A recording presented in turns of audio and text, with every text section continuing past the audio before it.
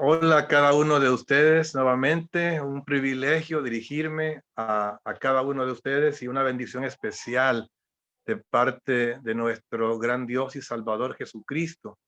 Me alegro saber que están ahí siempre dispuestas a aprender un poquito más de la palabra de nuestro Dios, ya que sabemos que nunca dejamos de aprender, no importa cuántos años o décadas incluso tengamos de ser creyentes, de conocer al Señor, de leer la Biblia, siempre tendremos cosas nuevas que aprender. Y yo pienso que incluso llegando al cielo seguiremos aprendiendo y de una forma más efectiva porque lo haremos directamente de nuestro Señor. Así que les doy la bienvenida a este tiempo de enseñanza y aunque parezca repetitivo, pero quiero decirlo nuevamente, es mi deseo y es mi petición al Señor que esta enseñanza pueda ser de mucho provecho para cada una de sus vidas, tanto de las vidas de ustedes que están en vivo en este momento participando de esta enseñanza, como también de todos los que tendrán acceso a este video, a esta enseñanza a través de la señal o de la plataforma de YouTube. Así que vamos a iniciar desde ya nuestra enseñanza. Como algunos de ustedes ya sabrán, creo que la mayoría, si no todos, el tema que nos va a ocupar en esta tarde se titula La importancia del crecimiento integral. El crecimiento, tenemos que comenzar diciendo que es un aspecto de mucha importancia en el ciclo de vida de todos los seres vivos. Aquí incluimos los animales, las plantas y por supuesto el mismo ser humano. Con la diferencia de que el ser humano tiene existencia eterna, porque ya, como ya lo habíamos citado en otro momento, la Biblia dice a través de Salomón en el libro de Eclesiastés que Dios ha puesto eternidad en el corazón de los hombres. Entonces de ahí arrancamos la verdad de que el hombre tiene existencia eterna, quien quiera que sea este. Y noten que no estoy hablando de vida eterna, sino de existencia eterna, porque la vida eterna es otro tema, es otro asunto que sabemos que ya depende de nuestra decisión de recibir a Jesús como el Señor y Salvador de nuestra vida. Pero bien, hablando del crecimiento que es común a todos los seres vivos, pensemos, por ejemplo, en el caso de un animal, de un animalito. Digamos que un animal puede crecer, es decir, después que nace, obviamente, puede crecer sin reproducirse, pero jamás podrá reproducirse sin crecer. De donde ya de inicio estamos viendo la importancia del crecimiento. Quizás podemos ser más específicos y pensar en el ejemplo de un perrito, de una mascota. Imagínense ver nacer a un perrito, tenerlo como cachorrito ahí pequeñito, qué experiencia más bonita es, pero luego que el perrito nace, pues esperamos que crezca. Eso es lo que obviamente esperamos, pero imaginémonos a un perrito que se queda chiquitito, a menos que sea el tamaño ese, ser pequeño. De lo contrario, pues sería ya un problema, ya no llenaría las expectativas en relación a dicha mascota, a dicho animal. O podemos pensar en el caso de una planta, cualquier planta que tú o yo sembremos, definitivamente después que hemos sembrado una planta, hemos sembrado una semilla, el siguiente paso que necesaria y obviamente esperamos es que esta planta crezca, se convierta quizás en un árbol, en un arbusto o en una planta de tamaño regular. Pero si después de que sembramos la plantita o sembramos la semilla, nace pero no crece, hasta ahí se quedan truncadas nuestras expectativas en relación a esta planta, sea cual sea. Pero luego llegamos y vamos a pensar en el mismo ser humano, en el hombre. Creo que todos hemos tenido, hemos saboreado la maravillosa experiencia y gratificante a la vez de tener un bebé en nuestros brazos, ya sea propio o ajeno. Bueno, si es propio, es todavía más hermoso. Los que somos padres y madres sabemos pues de esa experiencia tan bonita de tener a nuestro primer hijo, bueno, y a nuestro segundo y tercero, de acuerdo sea el caso, en nuestros brazos. Pero, ¿qué pasaría si después que nace un bebé y después de tenerlo en brazos y arrullarlo y acariciarlo y mimarlo, después de 3, 6 meses, un año, no crece? Entonces yo creo definitivamente, sin temor a equivocarme, y que ustedes van a estar de acuerdo conmigo, que la alegría que pudimos haber experimentado teniendo aquel bebé en nuestros brazos se va a tornar en tristeza y aún peor en preocupación, porque no es la norma que un bebé después de 3, 6 o 12 meses se quede sin crecer. Entonces podemos ver la importancia del crecimiento. Y es que el hombre, déjeme decirle, el hombre es el único ser vivo que puede y debe tener un crecimiento integral. Y aquí ya vamos entrando en el tema que vamos a desarrollar. El hombre, o sea, la persona humana es el único ser vivo que debe y puede tener un crecimiento integral. Cuando hablamos de algo integral, estamos hablando de algo completo, pleno. Definitivamente el crecimiento físico, pues lo compartimos, como ya dije, y puse la base, lo compartimos con todos los seres vivos, las plantas y los animales, pero el crecimiento integral es una prerrogativa única del ser humano. No podemos exigir ni esperar, por ejemplo, de un animal, de un perrito, como el ejemplo que poníamos, que crezca integralmente, que crezca física, que crezca espiritual y en cualquier otro aspecto que podamos mencionar.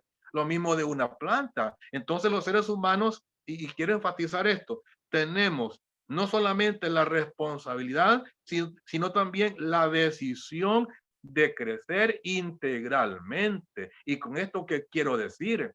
Que alguien puede crecer físicamente, pero no haber crecido integralmente, es decir, en todos los demás aspectos, que a lo menos hoy vamos a ver 4 de esos aspectos en los cuales el crecimiento del ser humano debe ser completo o debe ser integral. Hoy vamos a usar como ejemplo la vida de nuestro precioso Señor y Salvador Jesucristo. En el versículo que tenemos como base de el Evangelio de Lucas, capítulo 2 y versículo 52, dice lo siguiente: y Jesús crecía en sabiduría y en estatura y en gracia para con Dios y los hombres. Noten, para comenzar, esa expresión al inicio de este versículo 52 que dice, y Jesús crecía. No dice, y Jesús creció, sino dice, y Jesús crecía. ¿Qué nos da a entender eso? Que el crecimiento tanto físico como integral, del cual estamos hablando, es un proceso, y de hecho un proceso que dura toda la vida. Así como dije al principio, que nunca terminamos de aprender, igualmente, hablando del crecimiento integral, nunca debemos dejar de crecer, jóvenes y hermanos en general que me están escuchando y me van a escuchar a posterior. Entonces, vamos a ver esta tarde, vamos a aprender 4 aspectos acerca de la importancia del crecimiento integral. Y vamos a comenzar esta tarde hablando del crecimiento físico. Ahora, noten que hemos roto el orden que aparece en el versículo 52. No vamos a ver los aspectos o los elementos del crecimiento integral del ser humano en el orden que aparece ahí. Vamos a establecer otro orden, no por importancia o por trascendencia, sino por razón de que el crecimiento físico que vamos a poner en primer lugar y que aparece en segundo lugar allí en el versículo que tenemos es más obvio, es más evidente porque es más visible. El crecimiento físico es lo que podemos fácilmente percibir o detectar en otro ser humano o incluso en nosotros mismos. Pues bien, ¿de qué estamos hablando cuando hablamos del crecimiento físico? De hecho, la palabra que aparece en el versículo que tenemos ahí bajo consideración es la palabra estatura, porque dice que Jesús crecía en estatura, que ya dije que ahí aparece en segundo lugar. Pero cuando hablamos de crecer en estatura, estamos hablando no solamente de la estatura, sino que estamos hablando del crecimiento físico o del crecimiento del cuerpo. La estatura, por ejemplo, de un niño es proporcional al crecimiento de cada uno de sus miembros, órganos, fuerzas y habilidades. Voy a explicarlo. Un niño, hablamos de un niño porque estamos hablando de la edad temprana de una persona o de un ser humano. Un niño no solamente crece en estatura, sino que en la medida que crece en estatura, también crecen proporcionalmente cada uno de sus miembros. En la medida que su estatura aumenta, también van creciendo, por ejemplo, sus manos y sus pies. No vamos a pensar de que un niño va a crecer en estatura, pero sus manitas se van a quedar pequeñas o sus pies se van a quedar, bueno, de hecho sus pies deberían crecer si es que va a crecer en estatura. De igualmente, los miembros del cuerpo van creciendo proporcionalmente los unos de los otros.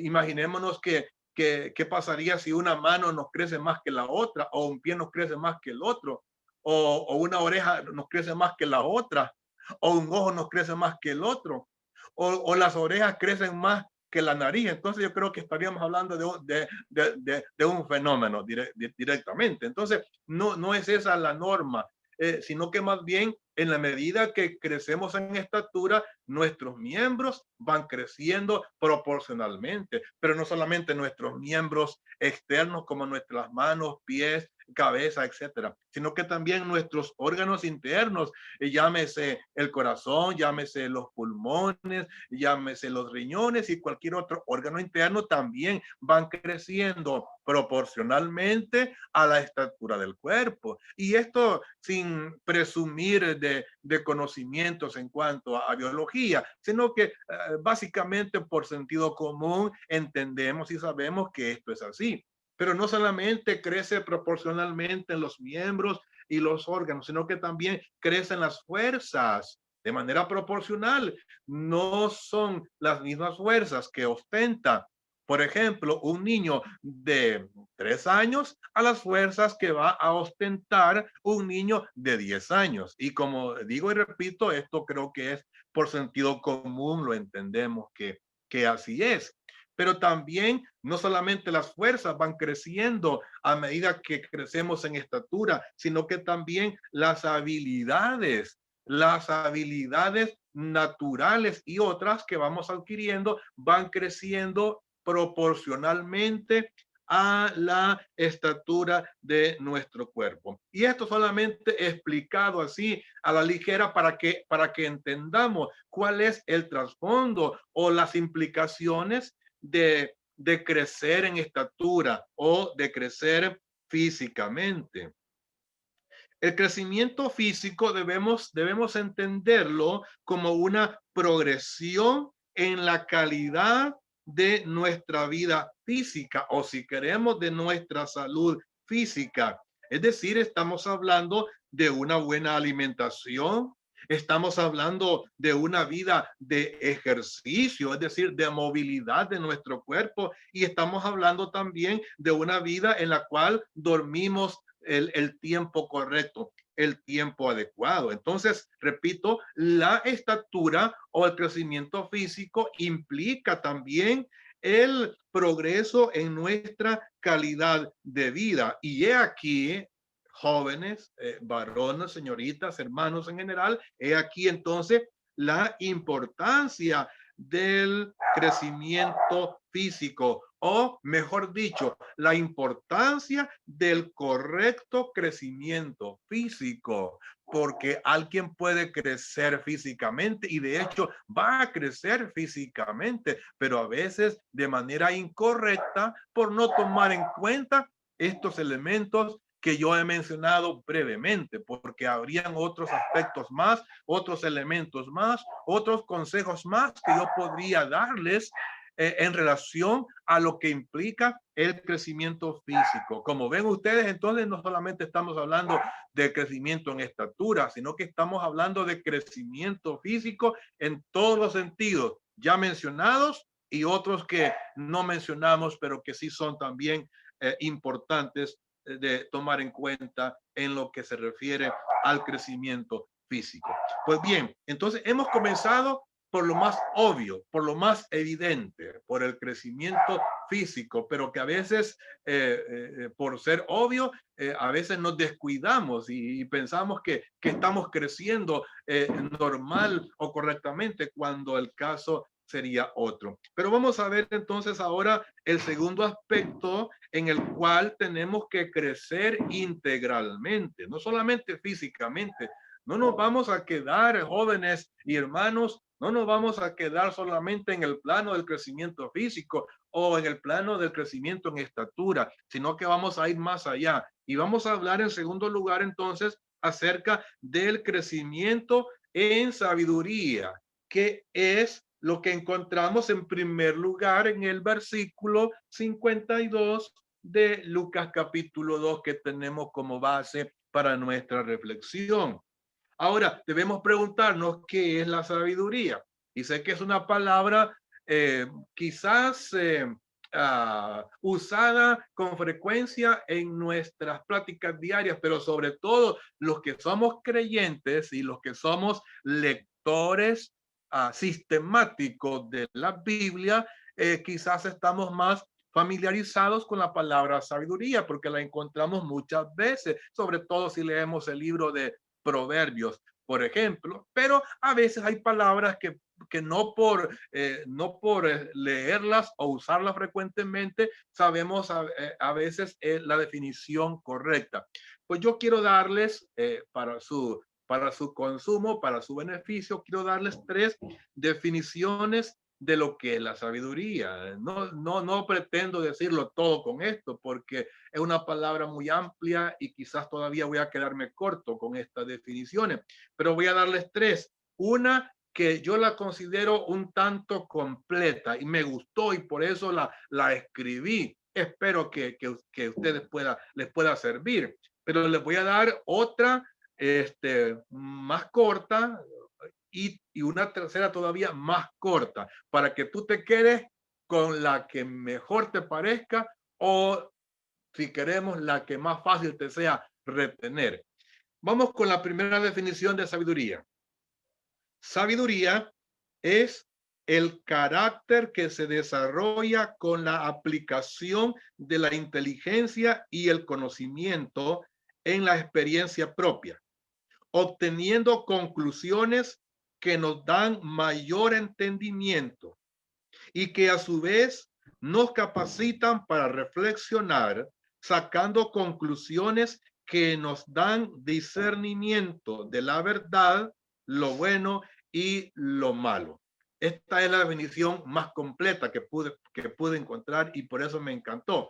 Pero por ser más extensa, quizás difícilmente se te va a quedar, pero al menos algunos aspectos espero que hayas podido retener. Pero vamos con la siguiente definición, ya menos extensa que la primera. Sabiduría es la capacidad de analizar, de comprender y enfrentar correctamente las circunstancias de la vida. Esta es la segunda definición. Si te fijas, ya un poco más corta, pero voy a darte todavía la tercera, que esta sí es mucho más corta y espero que a lo menos esta puedas captarla, puedas retenerla para tu provecho personal. Sabiduría, en tercer lugar, es la capacidad de aplicar correctamente el conocimiento adquirido. ¿Qué te parece esta? Yo creo que esta sí es más fácil de retener. es la capacidad de aplicar correctamente el conocimiento adquirido. Dicho lo anterior, te puedes dar cuenta fácilmente que no es lo mismo sabiduría que inteligencia o conocimiento. Alguien puede tener conocimiento, alguien puede ser muy inteligente y no necesariamente ser una persona sabia. Como alguien hace años lo dijo de manera tan sencilla, usando quizás una fórmula matemática. Alguien dijo, por ejemplo, que inteligencia es saber que 2 más 2 son 4. Esa es inteligencia, ese es conocimiento, pero sabiduría es saber qué hacer con esos 4.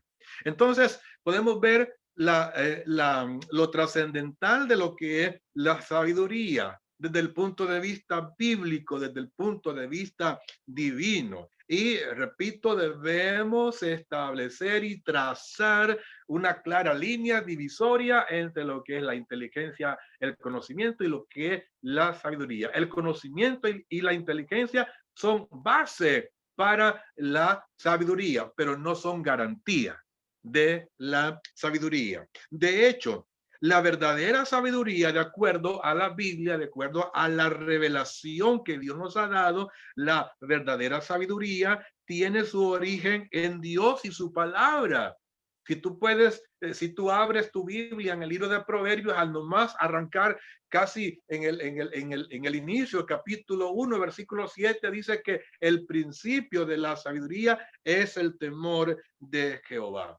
Entonces, hermanos jóvenes, hermanos en general, no basta con tener la Biblia, ni siquiera con leerla, ni siquiera con memorizarla. Aunque todo esto es bueno, deseable, recomendable, pero no es suficiente. O, si queremos desde otra óptica decirlo, no es garantía de sabiduría. El que alguien tenga la Biblia, el que alguien lea la Biblia, el que alguien memorice versículos de la Biblia, eso no es garantía de que será una persona sabia si no está llevando ese conocimiento al terreno de la práctica. Es decir, hay que hacer la Biblia, hay que hacer la palabra de Dios, hay que hacer la parte de nuestra vida diaria y cotidiana. Jesús, el Hijo de Dios, nos da un poderoso y si queremos, magistral ejemplo en cuanto a esta verdad que estamos hablando de la sabiduría, que es la aplicación del conocimiento a la vida diaria. Por ejemplo, cuando Jesús se enfrentó a Satanás allá en el desierto y que ese episodio está relatado en los 3 evangelios que llamamos sinópticos, Mateo, Marcos y Lucas, cuando Satanás tentó al Señor. Es interesante y creo que eso tú lo debes saber como buen lector de la Biblia, que el Señor Jesús en cada una de las 3 ocasiones en que Satanás lo tentó, en cada una de esas ocasiones él respondió diciendo, escrito está.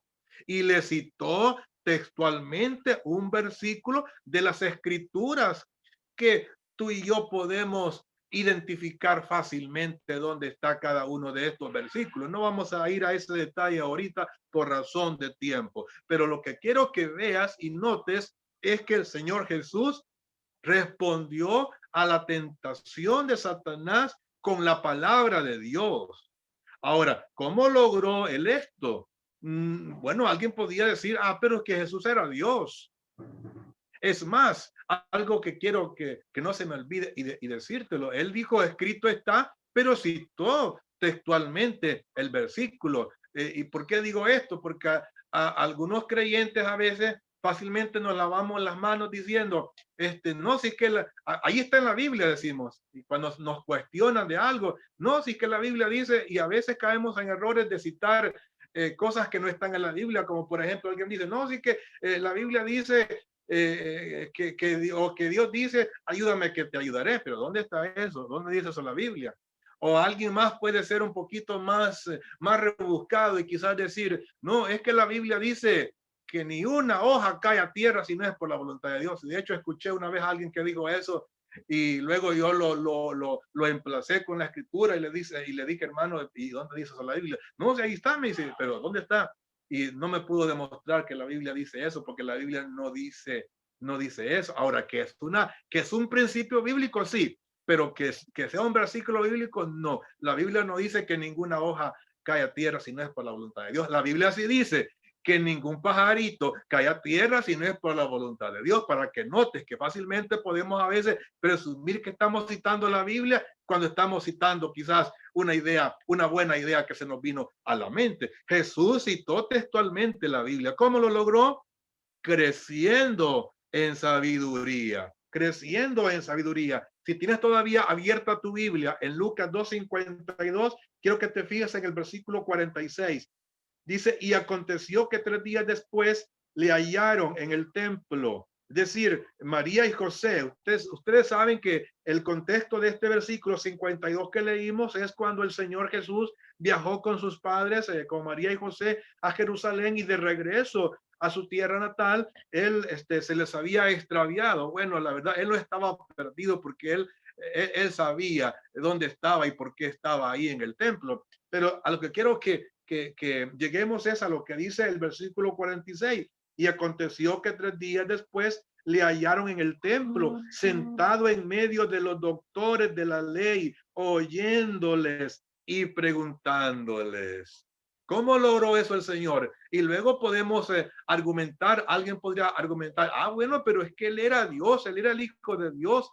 Sí, por supuesto que era Dios y sigue siendo Dios, pero el Señor Jesús en su humanidad, él necesitó aprender, necesitó crecer en sabiduría, tal como lo dice el versículo 52 que tenemos como base de nuestra enseñanza. Necesitamos nosotros, como dije hace un momento, hacer parte de nuestra vida la palabra de Dios. Quiero llevarte a lo que dice Colosenses capítulo 3, versículo 16, hablando de este aspecto de crecer en sabiduría como parte del crecimiento integral que debemos nosotros llevar a cabo. Dice Colosenses capítulo 3 y versículo 16, el apóstol Pablo aconsejando a los hermanos de Colosas y extensivamente a cada uno de nosotros en pleno siglo XX. Dice Colosenses 3:16, la palabra de Cristo more. Esa palabra morar significa hacer habitación, hacer residencia. La idea no es que alguien llegue de visita a nuestra casa y quizás permanece 1, 2, 3 y hasta 8 días y luego se va. No, la idea es de alguien que llega a nuestra casa a quedarse permanentemente. Esa es la idea de la palabra morar que tenemos ahí. La palabra de Cristo more o habite en abundancia, y note, en abundancia, no escasamente, no mezquinamente, sino en abundancia en vosotros. ¿Y cuál será la consecuencia? Enseñándoos y exhortándoos unos a otros en toda sabiduría, cantando con gracia en vuestros corazones al Señor con himnos y cánticos espirituales. Ahí está la palabra sabiduría en ese versículo. Entonces, ¿cómo vamos, jóvenes, hermanos, amados en el Señor? ¿Cómo vamos a crecer en sabiduría? Pues haciendo de la palabra de Dios no solamente parte de las cosas que hemos memorizado o hemos leído o con las cuales hemos tenido contacto, sino haciendo la parte de nuestra vida, y de esa manera vamos a crecer y a continuar creciendo en sabiduría y creciendo así integralmente. Pero veamos ahora el tercer y penúltimo aspecto del crecimiento integral. Y vamos a hablar ahora del crecimiento en gracia para con Dios. Y ahí está en el versículo 52. Ahí tienes el bosquejo. No solamente tenemos en ese versículo la base de nuestro sermón o de nuestra enseñanza, sino que tenemos también el bosquejo ahí explícitamente, a excepción que le cambiamos un poquito el orden, como ya lo expliqué al principio. Entonces, en tercer lugar, para crecer integralmente, necesitamos crecer en gracia para con Dios, crecer en gracia para con Dios. Quiero decirles que la palabra gracia en la Biblia tiene un rico y extenso significado. Sin embargo, hoy vamos a definir la gracia como favor, aprobación, complacencia o buena opinión. Así vamos a definir la palabra gracia, entendiendo que ya dije antes que la palabra gracia tiene un rico y extenso significado en la Biblia. ¿Por qué razón le vamos a dar este sentido? Porque este es el sentido de la palabra gracia en este versículo 52 de Lucas capítulo 2. Ya vamos a explicarlo un poquito más. Y este es el mismo sentido de la primera vez que aparece la palabra gracia en toda la escritura. Quiero que lo compruebes conmigo si tienes, espero que tengas tu Biblia a mano, tu Biblia abierta allí. Quiero que busques lo que dice Génesis capítulo 6 y versículo 8. Repito, esta es la primera vez que aparece la palabra gracia en toda la Biblia. Dice Génesis capítulo 6 y versículo 8, pero Noé halló gracia ante los ojos de Jehová, de el Señor, nuestro Dios. Ahora, si le damos la definición que le estamos dando y le damos el sentido que le estamos dando a la palabra gracia aquí en Génesis 6, 8, nos vamos a dar cuenta que encaja perfectamente con el sentido que la Biblia le está dando a la palabra gracia. Podríamos decir que Noé halló el favor de Dios. Podemos decir que Noé tuvo la complacencia de Dios. Podemos decir que Noé halló la aprobación de Dios. Y podemos decir que Noé tuvo una buena opinión de parte de Dios acerca de su vida. Estos cuatro elementos se los podemos aplicar ahí y nos damos cuenta que encajan perfectamente con el sentido que ese versículo tiene en la Biblia. Ahora bien, desde que nosotros, hermanos y jóvenes, desde que nosotros recibimos al Señor Jesucristo en nuestro corazón y le aceptamos como nuestro Señor y Salvador, recibimos su gracia, desde luego, recibimos su gracia en nuestra vida, recibimos su favor, recibimos su aprobación, recibimos su complacencia. Pero, y aquí está el punto, pero es nuestra tarea, es nuestra responsabilidad procurar agradarle al Señor con nuestra vida aquí y ahora. Somos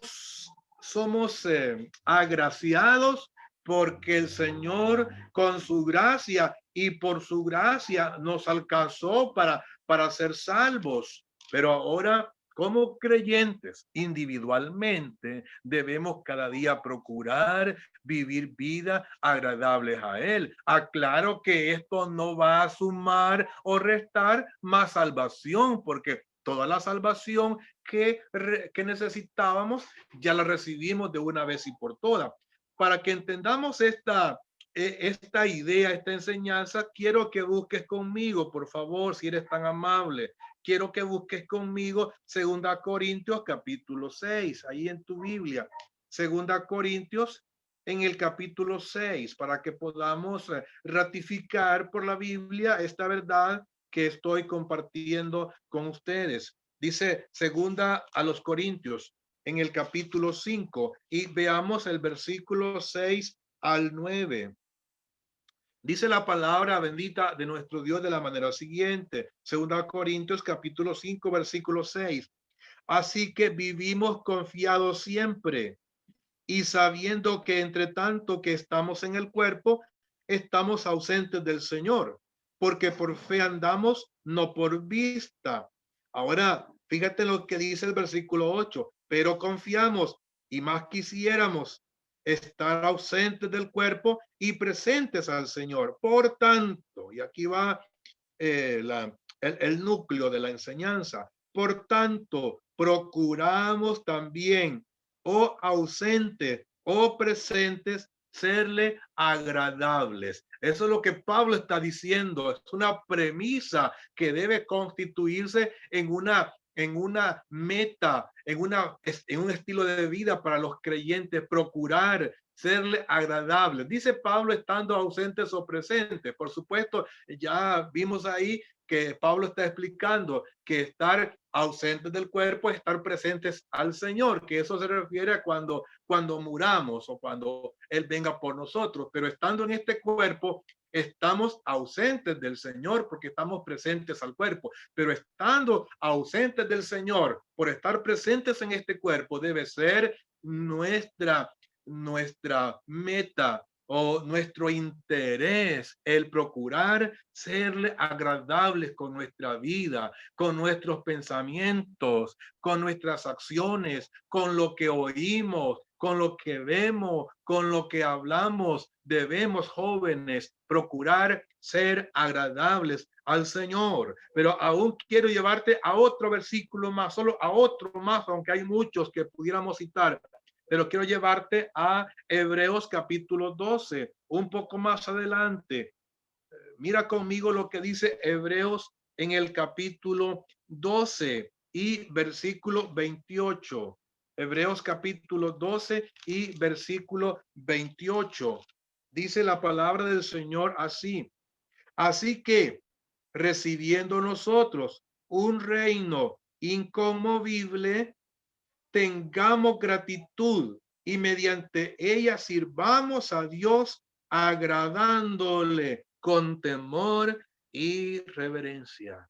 Entonces, para tener un crecimiento integral, tenemos que crecer en gracia para con Dios. ¿Qué significa eso? Tener cada día la aprobación del Señor con lo que hacemos, en cómo vivimos, tener la complacencia del Señor. Lo ideal sería, hermanos, hermanas, lo ideal sería que el Señor pudiera decir de nosotros, como dijo de su Hijo, según los evangelios: este es mi Hijo amado en quien tengo complacencia, en quien tengo mi aprobación, de quien tengo buena opinión. Qué bueno sería que de mí dijera eso el Señor y de ti también. Este es mi Hijo amado en el cual me complazco. Su vida me es agradable. Como vive, me es agradable. Cuenta con mi aprobación. Pero si en este día, al examinarnos, llegamos a la conclusión que el Señor no podría decir eso de nuestra vida, tenemos todavía largo camino para seguir trabajando y procurando serle agradable para que Él pudiese expresarse el día de mañana de nosotros de la manera que se expresó de su Hijo, el Señor Jesucristo. Pero bien, para cerrar esta enseñanza, vamos a ver el cuarto aspecto del crecimiento integral, y es el crecimiento en gracia para con los hombres, que tenemos ahí en el versículo 52 de Lucas 2. Ahora bien, ¿qué significa esto? ¿Qué significa esto de crecer en gracia para con los hombres? Si aplicamos la misma definición de la palabra gracia, yo creo que ahí tú puedes armar tu concepto. Si tomas en cuenta la definición que ya dimos al principio de lo que significa la palabra gracia. Entonces, cuando hablamos de crecer en gracia para con los hombres, estaríamos hablando de ser agradables también a los hombres, o de tener la aprobación o la complacencia o el buen testimonio de los hombres. Ahora, ¿en qué sentido? Aquí hay un punto que no voy a extenderme mucho, pero me interesa que quede claro. ¿En qué sentido es que debemos los creyentes buscar ser agradables a los hombres? Bueno, quiero llevarte primero a un versículo para que veamos en qué sentido no deberíamos ser agradables. Quiero llevarte a Gálatas capítulo 1 y versículo 10, porque si alguien lee este versículo y me está oyendo la explicación que yo estoy dando, va a decir, hermano, usted está equivocado, usted nos está diciendo que debemos crecer en gracia, que debemos ser agradables a los hombres, pero ahí Pablo está diciendo todo lo contrario. Bueno, si lo tienes a mano, dice Gálatas capítulo 1 y versículo 10 lo siguiente. Pues, dice Pablo, pues, ¿busco ahora el favor de los hombres o el de Dios? ¿O trato de agradar a los hombres? Pues si todavía agradar a los hombres, no sería siervo de Cristo. Yo creo que ya te fijaste ahí. Ahí habría una aparente contradicción entre lo que Pablo dijo y lo que yo estoy enseñando, si no tenemos cuidado en examinar exhaustivamente el contexto en el que Pablo dijo estas palabras. Si tú revisas el contexto del capítulo 1, Pablo está hablando del hecho de no pervertir la pureza del evangelio, la pureza de la verdad que ha sido revelada por Jesucristo a través de su gracia, a través de su obra en la cruz. De eso está hablando el apóstol Pablo, al punto que él está amonestando que si cualquiera llegara a nosotros con otro evangelio, con otra enseñanza, que sea anatema o que sea alguien maldito delante de Dios, todo aquel que cambia la naturaleza de la pureza del evangelio. Entonces, en ese sentido, si no debemos procurar ser agradables a los demás, en el sentido de cambiar el mensaje que predicamos. Creo que la iglesia del Señor, los creyentes, nunca debemos cambiar ese mensaje precioso, glorioso y poderoso que el Señor nos ha encomendado para predicar. En ese sentido, no vamos a sacrificar este mensaje glorioso por buscar ser agradables a los hombres. Por ser agradables a los hombres, no vamos a dejar de predicar que el hombre es un pecador y que necesita arrepentirse y que necesita nacer de nuevo, porque de lo contrario irá a parar a la condenación.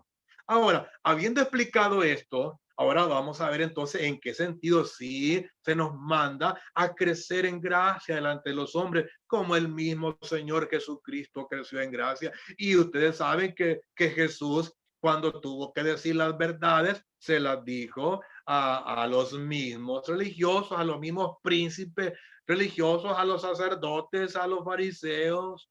Y bueno, a cualquiera que se presentó delante de él, el Señor le dijo sus verdades, pero él tuvo un buen testimonio, él tuvo el favor de los hombres. En una ocasión, un grupo de soldados dijeron de Jesús, nunca ha hablado hombre así. Al oírle hablar, al oír las palabras de gracia, de bendición que salían de su boca. Quiero que busques conmigo, por favor, lo que dice Primera Corintios capítulo 9. Ya vamos a ir terminando esta enseñanza, ya estamos en los últimos minutos. Quiero que veas conmigo lo que dice Primera Corintios capítulo 9, versículos 22 y 23. Siempre el apóstol Pablo hablando. Y repito, Pablo no se está contradiciendo a lo que dijo allá en Gálatas, sino que está hablando en otro sentido. Dice Primera Corintios capítulo 9, versículo 22. Dice Pablo, me he hecho débil a los débiles para ganar a los débiles. A todos me he hecho de todo para que de todos modos salve a algunos. Y esto hago por causa del evangelio, para hacerme copartícipe de él. Pablo dice que él se había bajado a los diferentes niveles delimitantes de los distintos hombres, de las distintas personas, para poder atraerles a Cristo. Pablo había tenido que acomodarse en el buen sentido de la palabra a diferentes contextos para poder atraerles al evangelio del Señor Jesucristo. Si Pablo estaba delante de los filósofos griegos, Pablo adoptaba una personalidad afín a ellos para traerles a Cristo. Si hablaba con judíos, Pablo también se hacía como judío para traerles a Cristo. Si hablaba con los gentiles, igual Pablo estaba buscando tener la gracia y el favor de todos los hombres para predicarles el evangelio del Señor Jesucristo. Quiero que veas también lo que dice Filipenses capítulo 4 y versículo 5, un versículo espero que tú conozcas, que hayas leído y espero que estés viviendo también. Dice Filipenses 4:5, vuestra gentileza, o sea, vuestra amabilidad, si queremos decirlo así, sea conocida de todos los hombres. ¿Y por qué? Porque el Señor está cerca. Debemos ser agradables, debemos ser amenos, debemos ser amables con los demás. Un último versículo y aquí terminamos. Hechos capítulo 16, por favor. Busca conmigo Hechos capítulo 16 y aquí está hablando del joven Timoteo, a lo menos lo era en ese momento en que se escribió de él estas palabras de Hechos 16. Hechos capítulo 16, el versículo 1 y el versículo 2 dice así la palabra del Señor. Después llegó a Derbe, es decir, Pablo llegó a Derbe. Después llegó a Derbe y a Listra. Y aquí había allí cierto discípulo llamado Timoteo, hijo de una mujer judía creyente, pero de padre griego. Y nota lo que dice el versículo 2. Y daban buen testimonio de él los hermanos que estaban en Listra y en Iconio. Daban buen testimonio. Apliquemos la palabra gracia. Diríamos que tenían una buena opinión de Timoteo. Diríamos que Timoteo contaba con la aprobación de las personas que lo conocían. Diríamos que Timoteo contaba con la complacencia de las personas que le conocían, tanto cerca como de lejos. Eso es, jóvenes, crecer en gracia. Yo creo, y con esto voy a ir cerrando, yo creo que las personas más agraciadas sobre la faz de esta tierra, las personas más agraciadas, es decir, más agradables, más amenas, deberíamos ser los hijos de Dios. Que los demás se sintieran complacidos cuando hablan con nosotros. Que los demás pudieran decir con esta persona, con este joven, con esta señorita, con esta señora, que me encanta hablar, porque cuando habla con qué dulzura, con qué amabilidad, con qué respeto. Los creyentes deberíamos ser un ejemplo de esto. Ahora yo te pregunto a ti que me estás oyendo y viendo, ¿cómo está tu crecimiento en esta tarde, este día, a esta hora? ¿Cómo está tu crecimiento? ¿Has estado creciendo integralmente o solamente has estado creciendo en estatura o físicamente? Si no es así, yo creo que eso, hoy es un buen día, hoy es un buen momento. El Señor te reta, te desafía a ti y a mí a que crezcamos integralmente, porque este es el deseo y el diseño de Dios para cada una de nuestras vidas. Así que gracias, hermanos, por haberme prestado este tiempo para escuchar esta enseñanza. Que el Señor les bendiga rica y abundantemente a cada una de sus vidas y sus familias.